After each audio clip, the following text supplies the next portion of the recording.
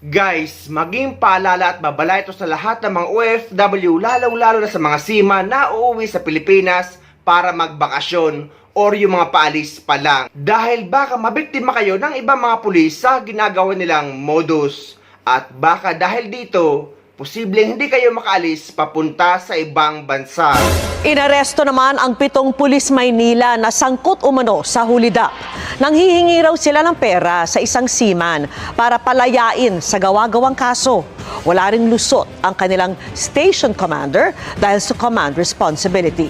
Nakatutok si June Veneracion. Saan nyo na ng karapatan niya?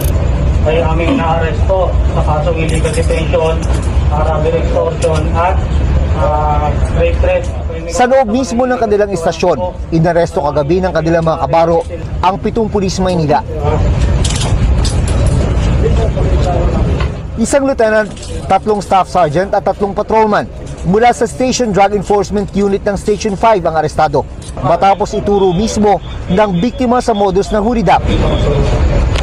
Ito pangalan.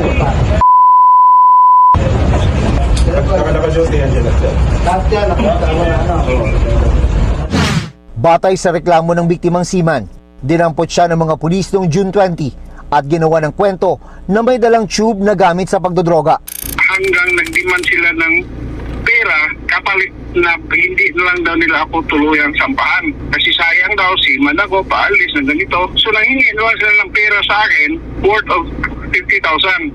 Ayon sa biktima, dahil wala siyang pera at nag-aasikaso lang sa Maynila ng application para makasampa ng barko.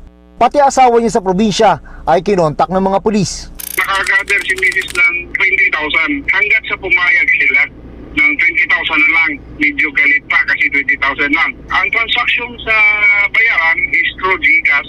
Kinabukasan, June 21, pinakawalan ng mga pulis ang biktima matapos magbayad ng 20,000 pesos.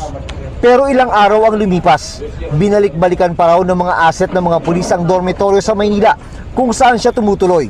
Dito na siya naglakas loob na magsumbong at nang matunugan ito ng mga pulis, nag-reach out po yung mga pulis po na involved at isinauli yung 20,000 through GCash din, hoping na hindi po magrereklamo.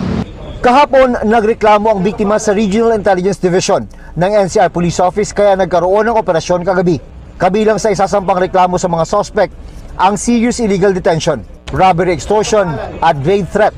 Damay din ang kanilang station commander dahil sa command responsibility. Nakarating po sa kanyang kaalaman yung nangyari, pero hindi po niya inaksyonan po kagad. So, dinirect ko po na i-relieve na po siya kagad at filean po ng appropriate charges. Bukod sa mga kasong kriminal, kakaharapin din ng 7 pulis ang kasong administratibo na ang parusa ay maaring dismissal sa serbisyo. Sinusubukan pa naming makuna ng panig ang mga suspect na ngayon ay nakadetain sa Camp Bagong Diwa sa Taguig City. Sobrang nakakahiya ang ibang mga pulis sa Pilipinas dahil dapat sila ang nagpapatupad ng batas pero sila pa ang unang lumalabag dito.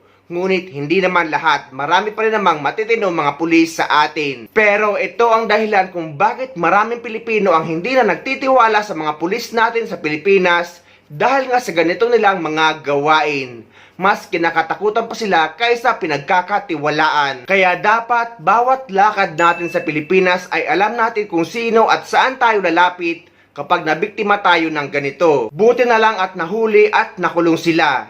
Dahil posible hindi lang ito o hindi lang ang isang seaman ang nabiktima ng mga yan.